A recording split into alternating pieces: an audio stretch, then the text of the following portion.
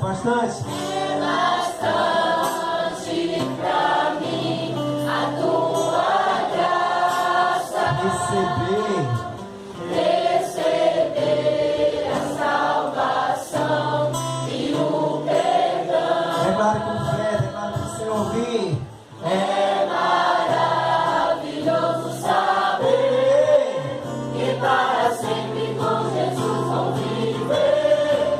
É bastante pra mim a tua graça. A tua graça é maior que a vida. A tua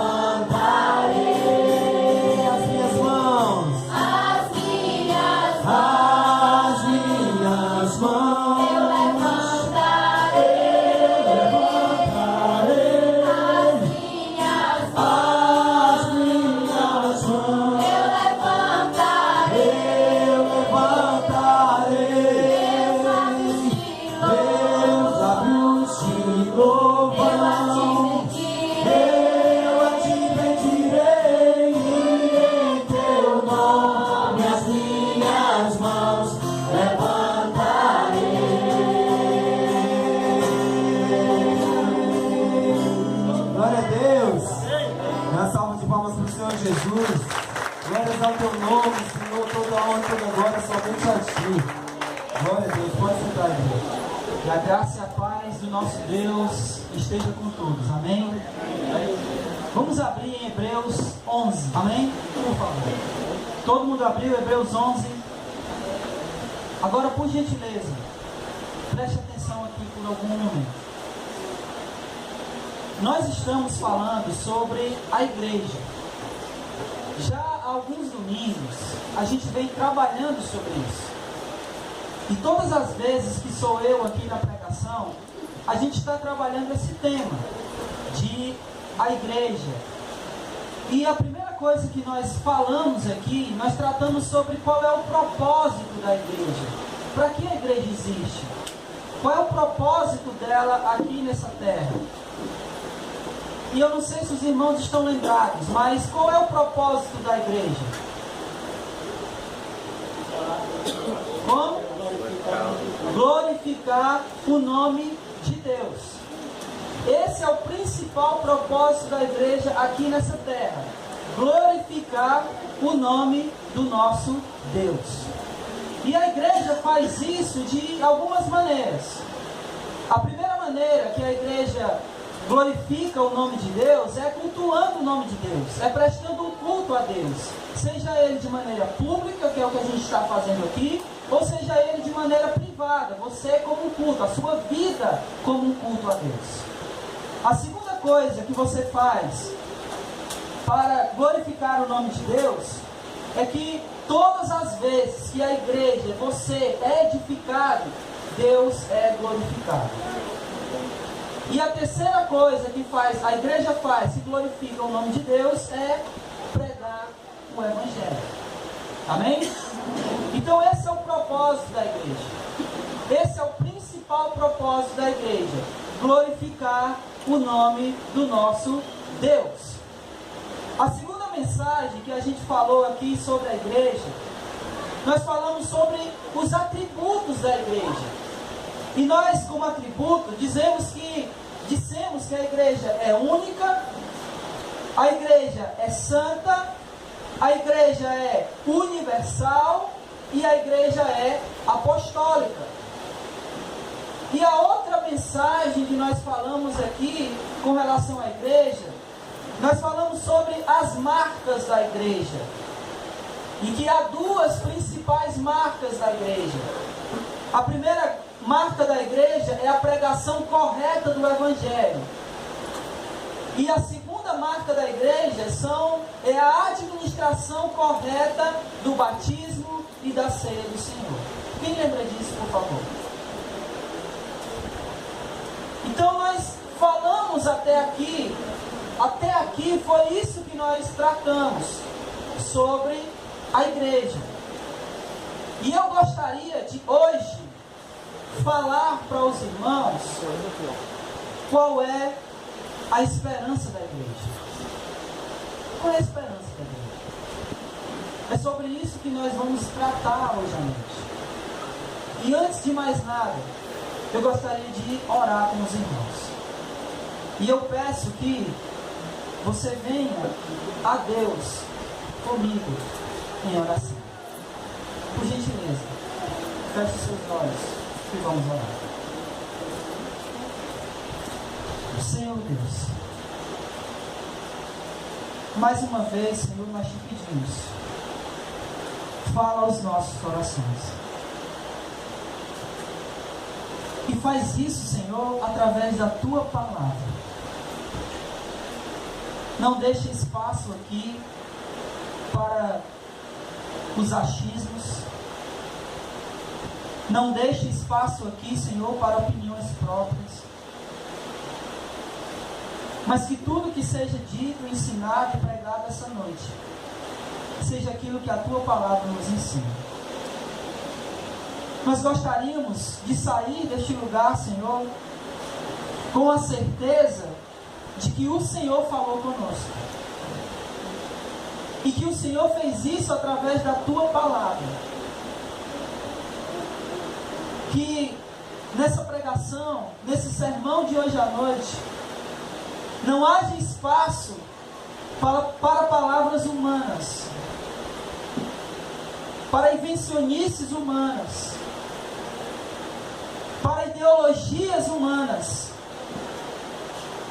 mas que essa pregação seja completa daquilo que é a tua vontade.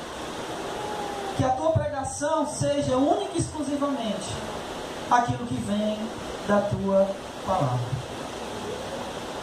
Portanto, Senhor, que o teu Espírito haja em nós e no nosso meio, e assim abra o nosso entendimento e o nosso coração para a tua palavra. Em nome de Jesus. Em nome de Jesus.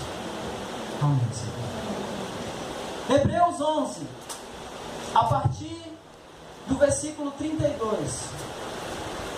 E se porventura, meus irmãos, eu enganchar na leitura, perdoem a minha visão. Leiamos. E que mais direi? Certamente me faltará o tempo necessário para referir o que há a respeito de Gideão, de Baraque, de Sansão, de Jefté, de Davi, de Samuel e dos profetas, os quais por meio da fé subjugaram reinos, praticaram a justiça, obtiveram promessas, fecharam a boca dos leões, extinguiram a violência do fogo, escaparam ao fio da espada, da fraqueza tiraram forças, fizeram-se poderosos em guerra, puseram em fuga exércitos estrangeiros. Mulheres receberam pela ressurreição os seus mortos. Alguns foram torturados, não aceitando o seu resgate para obterem superior ressurreição.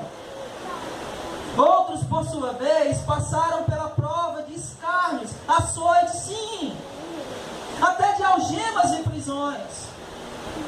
Foram apedrejados, provados, cerrados pelo meio, mortos a fio de espada, andaram peregrinos, vestidos de pele de ovelha e de cabra, necessitados, afligidos, maltratados, homens dos quais o mundo não era digno, errantes pelos desertos, pelos montes, pelas covas, pelos antros da terra.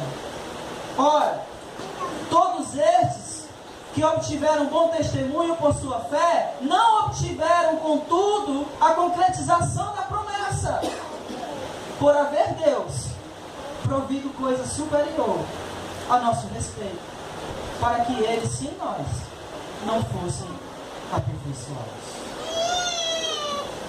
Amém. Esse foi o amém. Eu gostaria de pedir a permissão da igreja para entrar num solo difícil de se entrar. Para entrar num assunto que, na verdade, às vezes parece que nós estamos pisando no coração dos irmãos. E o assunto pelo qual eu gostaria de entrar e de tratar e de conversar com vocês hoje à noite é sobre o sofrimento humano. Falar sobre o sofrimento humano sempre é difícil. Sempre é uma área muito pessoal. Falar sobre o sofrimento humano é uma coisa não tão fácil de fazer. Aliás, não é fácil de jeito nenhum. Porque corremos o risco de estarmos sempre insensíveis. Corremos o risco de estarmos sendo, não tendo sentimentos humanos, sendo pessoas humanas com relação a quem sofre. Mas eu gostaria de tratar sobre esse assunto hoje à noite.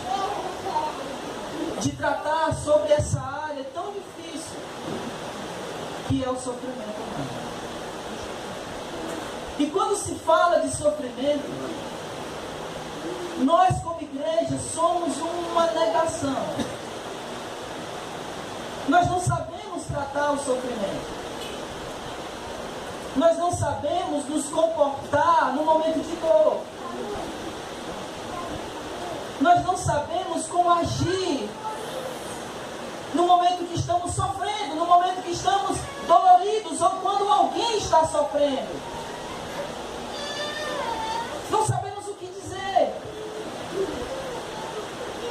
Não sabemos como se achegar àqueles que sofrem. Não sabemos ensinar sobre o sofrimento. E talvez seja esse o motivo pelo qual é tão difícil falar de sofrimento, porque a gente não é ensinado sobre ele. Não nos é ensinado a respeito de sofrer. Aliás, no meio evangélico, sofrer está atrelado, está associado à falta de fé. Quando alguém diz que alguém está sofrendo, logo alguém pergunta, mas se você não tem fé? Ou quando vemos alguém que está em depressão por causa de um sofrimento, dizemos, olha, como é que você pode estar assim? Você é cristão. Como é possível um cristão em depressão? Mas eu fico pensando que isso se dá porque nós estamos muito influenciados ou mal influenciados pela teologia da prosperidade. Ou talvez até pelo neopentecostalismo. Não pelo pentecostalismo, mas pelo neopentecostalismo. Onde tudo é bênção. Onde nós vamos para o culto para receber de Deus uma bênção que Ele tem que me dar. E ai dele se não me der. Estamos influenciados por essa teologia que diz que nós temos que receber vitória. Estamos influenciados por essa teologia satânica de que nós não podemos sofrer. Que se nós sofrermos, nós não temos fé. Estamos influenciados por isso. E me parece que isso se dá porque quando nós lemos textos como este, de Hebreus, nós lemos do versículo 32 e o versículo 35 paramos no início. Porque o texto que a gente leu, o autor de Hebreus, ele está aqui finalizando um assunto. E vocês podem perceber que ele começa dando o exemplo de Abel. Quem foi Abel? Abel foi alguém que pela fé recebeu a aceitação de Deus. Logo em seguida ele fala de Enoque. Quem foi Enoque?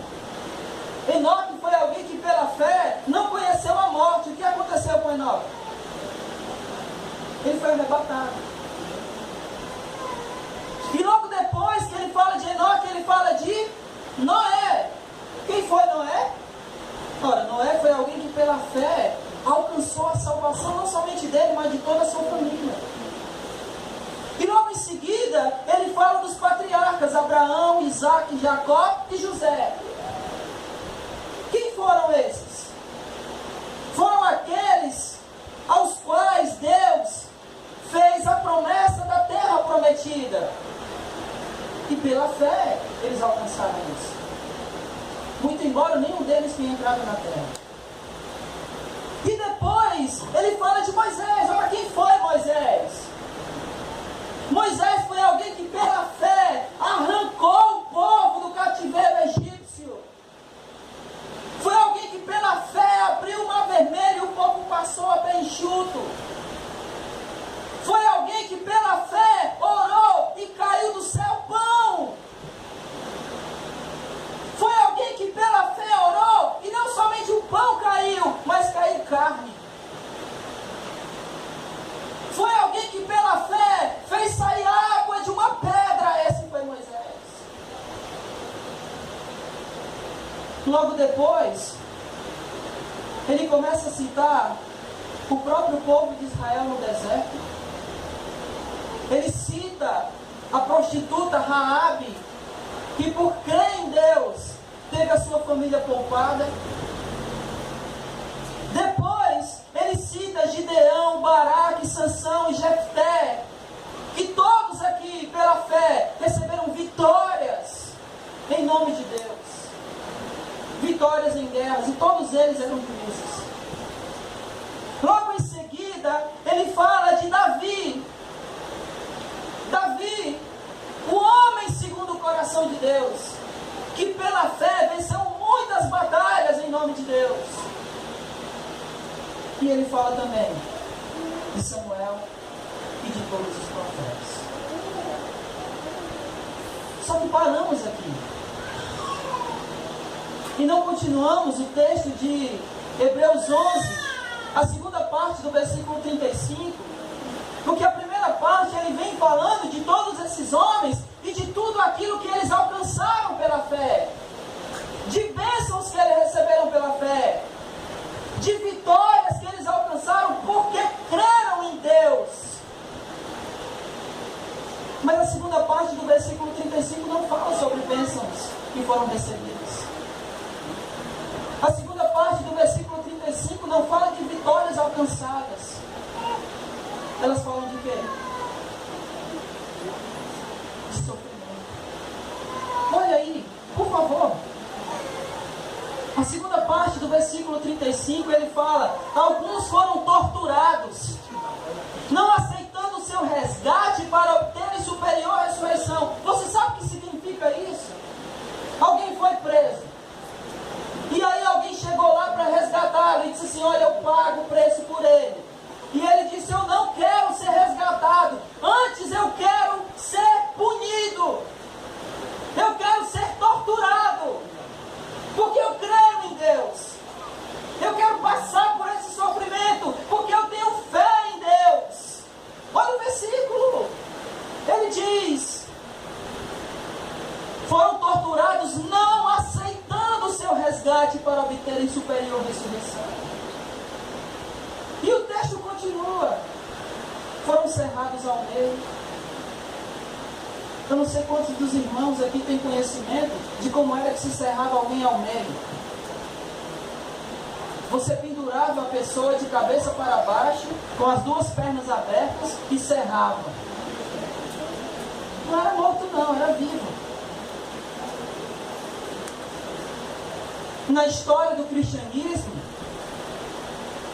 muitos irmãos morreram nas arenas, foram jogados nas arenas para serem comidos pelos leões. E quando a gente fala de irmãos, a gente pensa que era um monte de velhinho. Não, bebê de colo. Os filhos dos crentes. Seria mais ou menos você, como a Nara está aqui segurando a Isabela, e um leão vinha arrancar a Isabela da mão dela e comer. E aqueles irmãos passaram por todo esse sofrimento.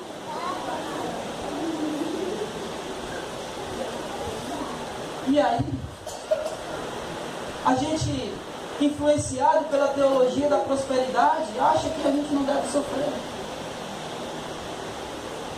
Que nós não estamos aqui para sofrer. Ou que o sofrimento não faz parte da nossa vida cristã. Quão enganado nós temos sido. Quão enganado nós somos. Se achamos que o sofrimento não faz parte da nossa vida. Quem é cristão aqui? Eu vou repetir a pergunta. Quem é cristão aqui? Deixa eu dar uma notícia boa para você. A notícia boa é a seguinte: você vai sofrer. E você vai sofrer porque você é cristão. Meus amados, se nós estamos nessa terra, deixa eu falar uma coisa para você. O simples fato de estarmos vivendo nessa terra já é um sofrimento. Já é sofrer. Se você está vivo, você sofre. Eu não sei até que ponto você tem noção de como o pecado nos atingiu e nos atinge. O pecado mudou toda a estrutura. E aquilo que não era para ser, hoje é. Quer ver uma coisa? Amanhã é quando? Ou melhor, amanhã é que dia da semana? O que você vai fazer amanhã bem cedinho? O que isso significa para você? Deveria ser assim?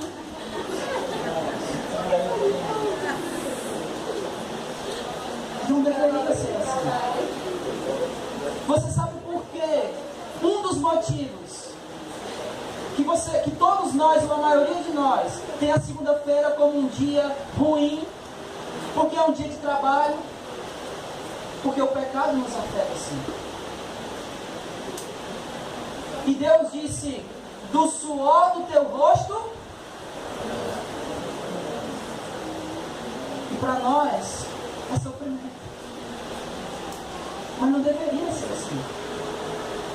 Mas antes de mais nada, antes de prosseguir, eu queria falar algumas coisas aqui para os irmãos. E a primeira coisa que eu gostaria de falar para os irmãos, para que a gente possa compreender melhor tudo isso aqui, eu quero dizer que o próprio Jesus, ele é tido nas Escrituras como um servo sofredor. E, por favor, abra em João 10, 18.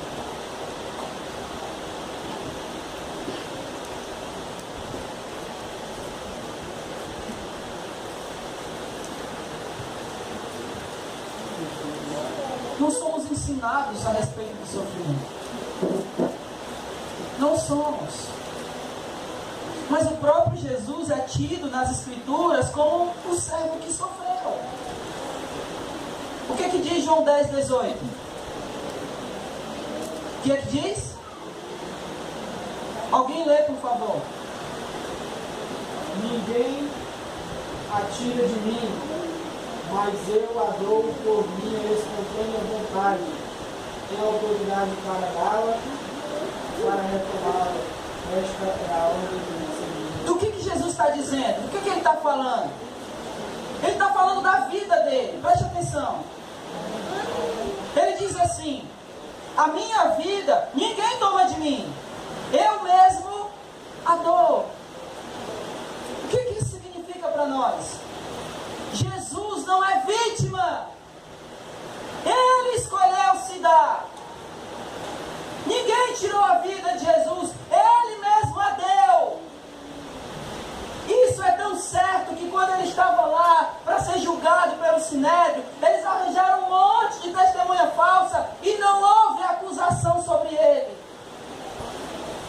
sabe por que ele foi crucificado?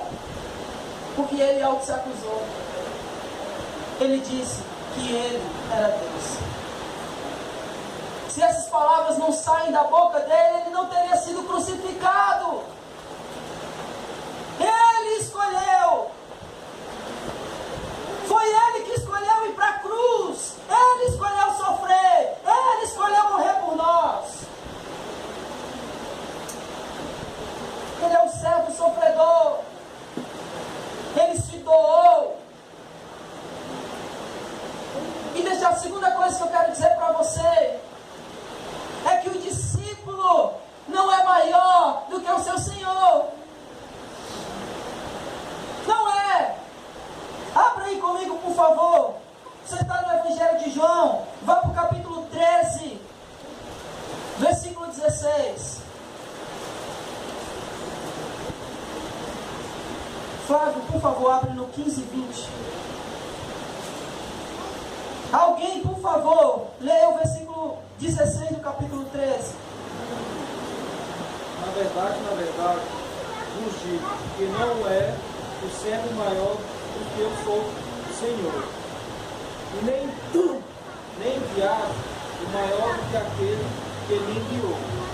Flávio. Lembre-se das palavras que eu lhes disse: nenhum escravo é maior do que o seu Senhor. Se me perseguiram, também perseguirão vocês. Se obedecerem a minha palavra, também obedecerão a vocês. Preste atenção. Jesus é conhecido como servo sofredor. O discípulo não é maior do que o seu Senhor. Se o Senhor sofreu, o discípulo vai sofrer. O que é que isso significa? Você é discípulo de Jesus? Tem uma notícia para você, você vai sofrer. Sofrimento faz parte da nossa vida como cristão. Se você é crente, você sofre. Olha só. Por que eu estou dizendo que se você é crente, você vai sofrer? Preste atenção. Sabe qual é o maior sofrimento do cristão? É lutar contra as suas próprias vontades. Se você deseja muito uma coisa e você não pode ter aquela coisa, você não pode fazer aquela coisa, você faz isso de bom grado. Ah, não, tudo bem. Eu não posso, mas tudo bem. É assim que funciona com a gente. Quando você não pode fazer algo que é pecaminoso e você tem que lutar contra isso, isso é sofrimento.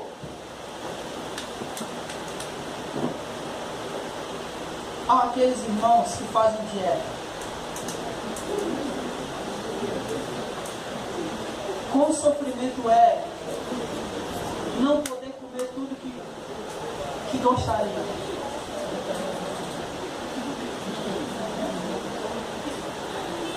O que eu estou querendo dizer, irmãos, preste atenção, é que lutar contra as nossas próprias vontades é sofrimento. E isso faz parte da nossa vida. Jesus também disse que Ele iria nos enviar como ovelha em meio aos lobos. E você acha que uma ovelha, no meio dos lobos, ela vai estar brincando feliz? O que vai acontecer com a ovelha no meio de lobos? Ela vai sofrer. Nós somos as ovelhas. E somos enviados em meio a lobos devoradores. Isso faz de nós candidatos ao sofrimento. E estamos ouvindo pessoas dizer que a gente não pode sofrer, que não é parte da vida do cristão. Que besteira! O cristão sofre sim. Ele tem angústia sim. Ele tem dor sim. Ele fica deprimido sim. Mas nós temos um Espírito, o Espírito Santo de Deus, que nos consola, que nos conforta. O Espírito do Senhor. E em Lucas 21:17, Jesus diz que nós seremos odiados por causa do nome dele. Lembrei, Jefferson, da história que tu me contou do rapaz que disse que não iria mais na tua casa, foi assim? Porque agora tu é crente. Seremos odiados por ele. É assim, irmãos. E eu gostaria de tirar algumas lições aqui para nós. E a primeira lição que eu gostaria que a gente pudesse tirar de tudo isso é que o sofrimento, ele não deveria ser uma coisa alheia a nós, uma coisa que a gente não conhece. Ou que sofrer não deveria ser uma coisa que a gente estranhasse quando chegasse. Por que a gente estranha tanto o sofrimento?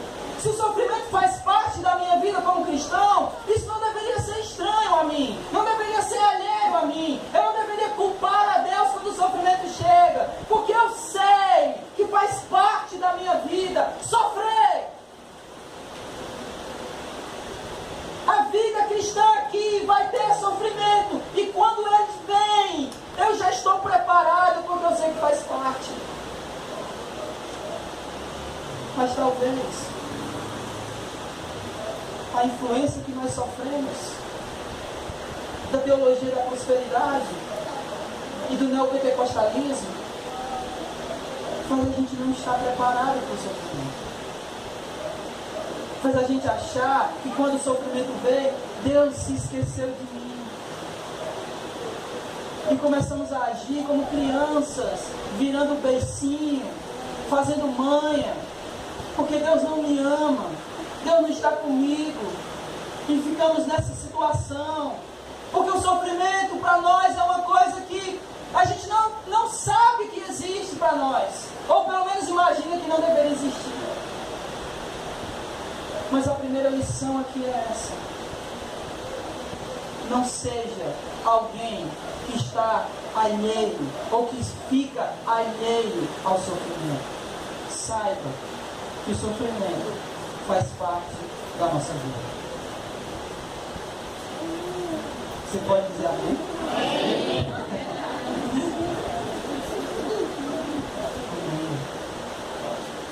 O sofrimento faz parte da nossa vida.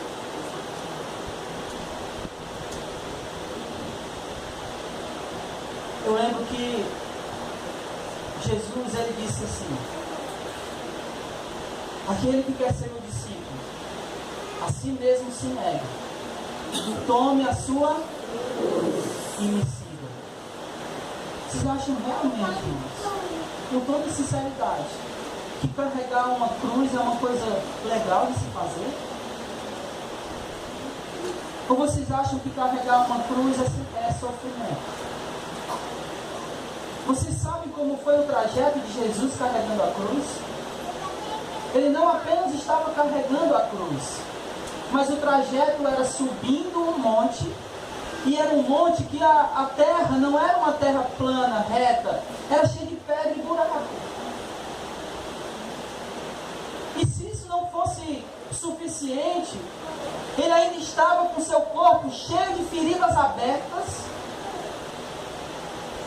com uma túnica grudada no seu corpo pelo sangue, um madeiro nas costas, e a cruz roçando em cima daquelas feridas abertas. E ele estava dando risada, né? Não, ele estava sofrendo. Essa é a ideia da cruz. Tome a sua. Faça parte dos sofrimentos de Cristo, como Paulo diz. Renuncie a si mesmo, negue-se a si mesmo e tome a sua cruz. O assunto de sofrimento não pode ser um assunto alheio a nós. Pelo contrário, tem que ser algo que nós sabemos que existe. E quando o sofrimento vier, estaremos preparados para ele. Sofreremos, mas sofreremos se segurando as mãos do nosso Criador. Não seremos abalados, abatidos, mas não desistiremos da nossa fé. Amém? Em segundo lugar, por que o sofrimento não deve ser alheio a nós? Porque em segundo lugar, o sofrimento nos aperfeiçoa. O sofrimento nos aperfeiçoa. Abre em 2 Coríntios capítulo 4, versículo 17.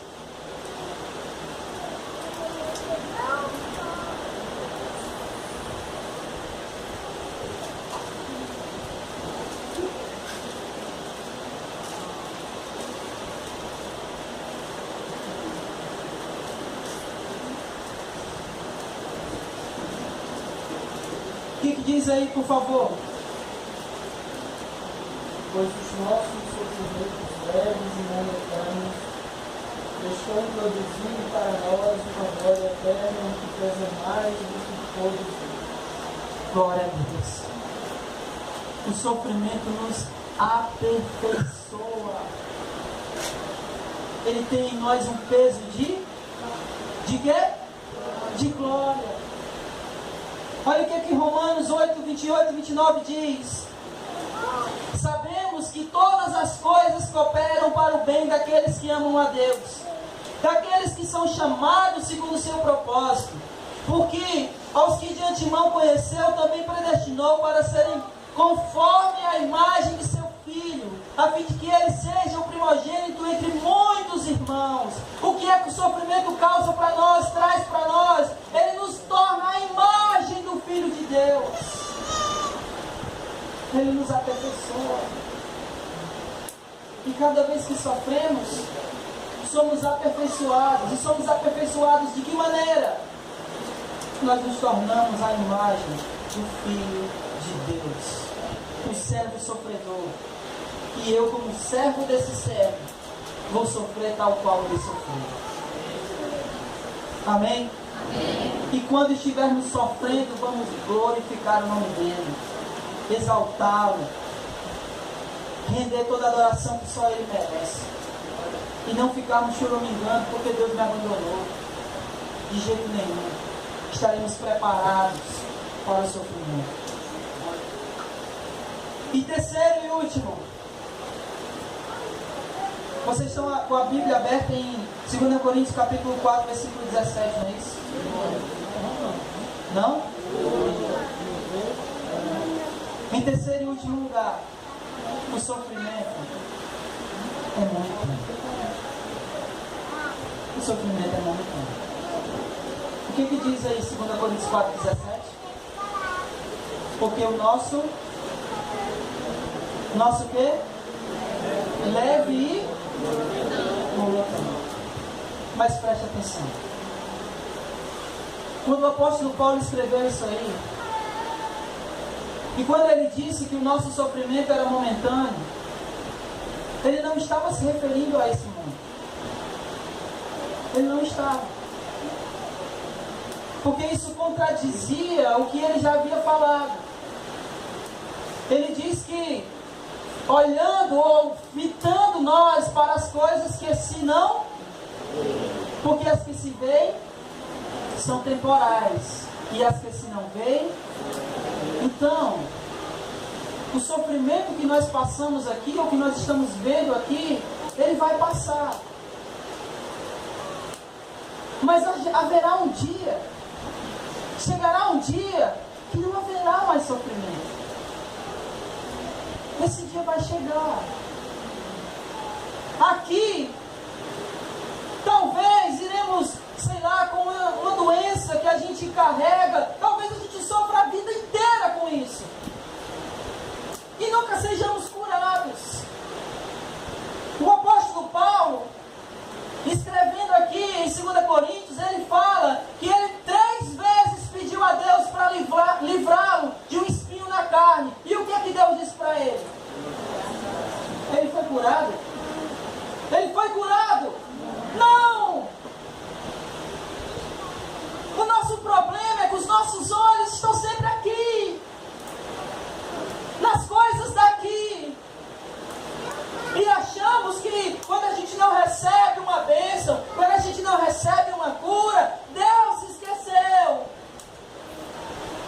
Mas não. Lembra do texto de Hebreus? Que aqueles homens, eles escolheram não serem resgatados, antes escolheram passar pelo Marte, porque eles tinham visto uma coisa maior. Meus amados, o que eu quero dizer para vocês é o seguinte: nós não somos deste mundo, nós não somos daqui. Aqui pode faltar a saúde, aqui pode faltar o dinheiro, aqui pode faltar a comida, aqui pode faltar até amigos, mas lá não faltará nada para nós. Glória a Deus. Os nossos olhos precisam estar fixados no porvir e não aqui.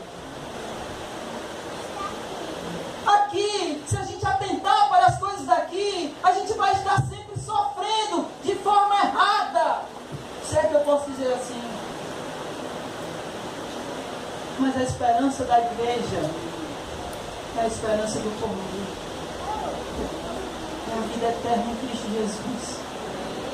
Irmãos, essa era a esperança da igreja primitiva. Essa era a esperança dos discípulos de Jesus. Essa era a esperança dos apóstolos.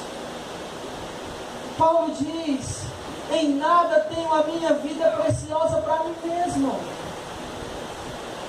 O que eu quero, parafraseando Paulo, é cumprir a minha carreira, é chegar lá, é viver uma vida eterna lá.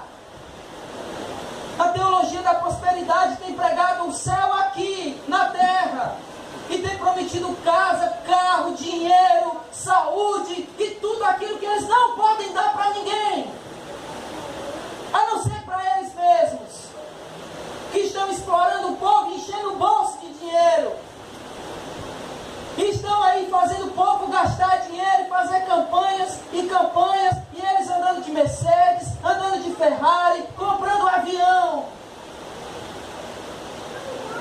e o povo sofrendo. E sofrendo de forma errada, porque eles estão sofrendo olhando para cá, quando eles deveriam olhar para cima e lembrar que a esperança da igreja é o porvir. Apocalipse 21. Abra lá, por favor.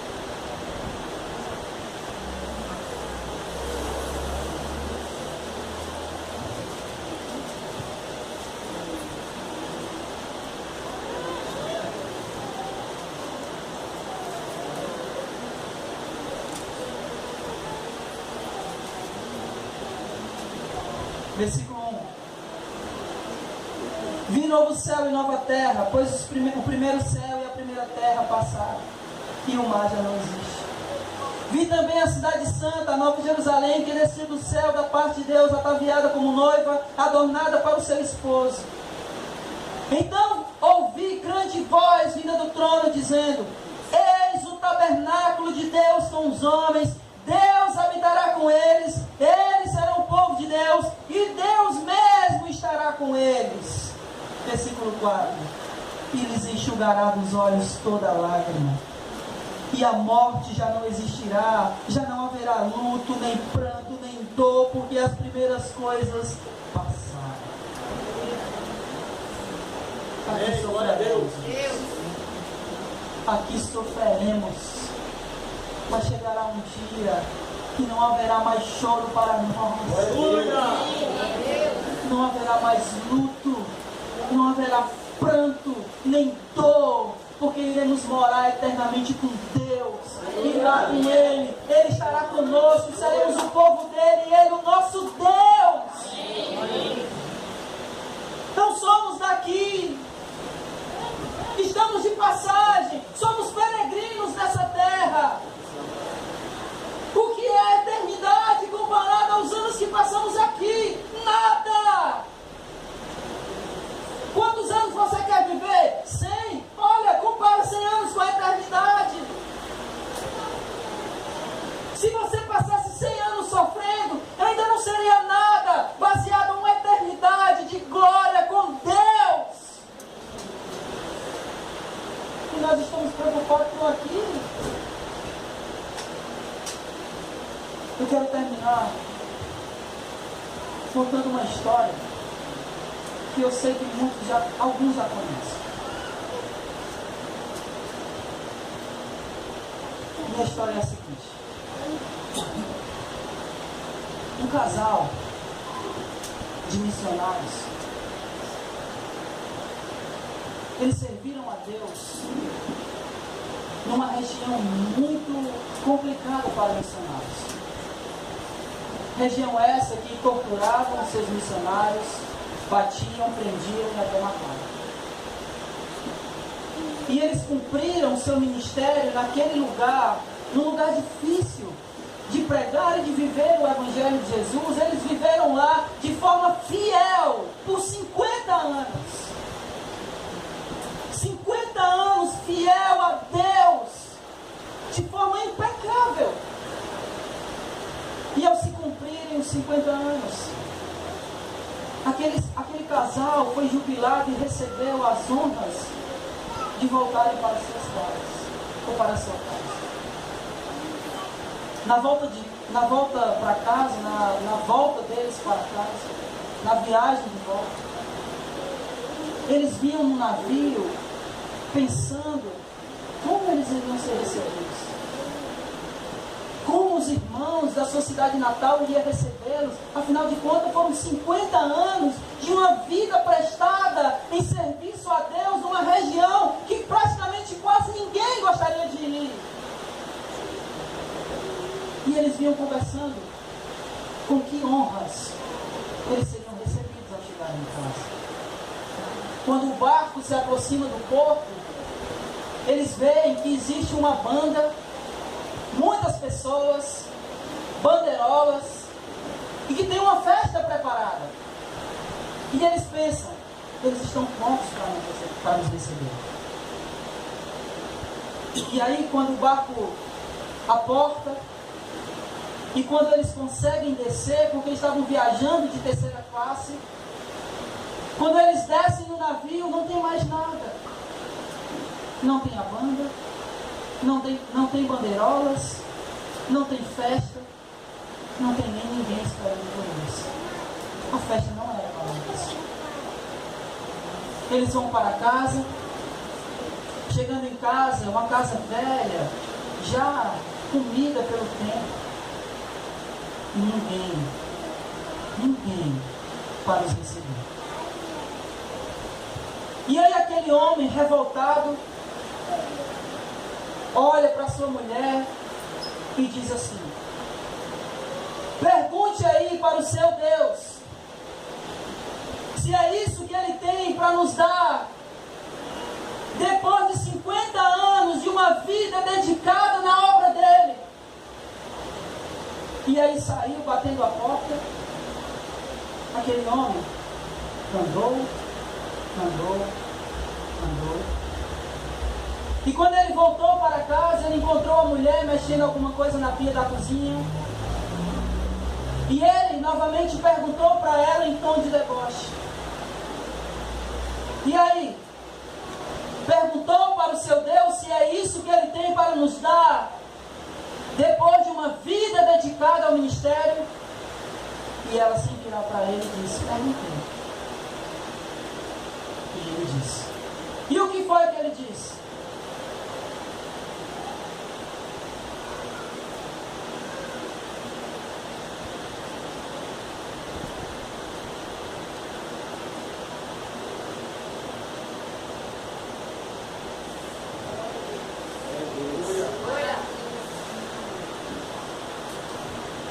Ele disse que ainda não chegamos em casa.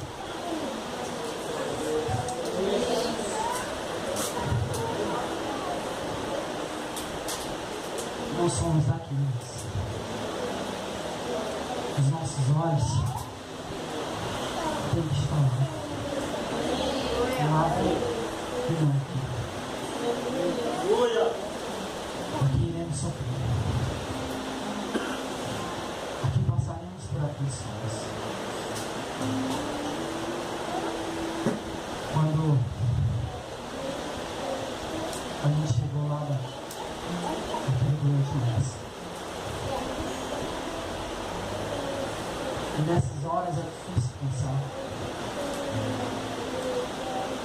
que aqui a gente vai passar por sofrimento. Nós passamos. Mas vai chegar um dia que não vai ter mais isso. Não terá mais. Que Deus nos abençoe.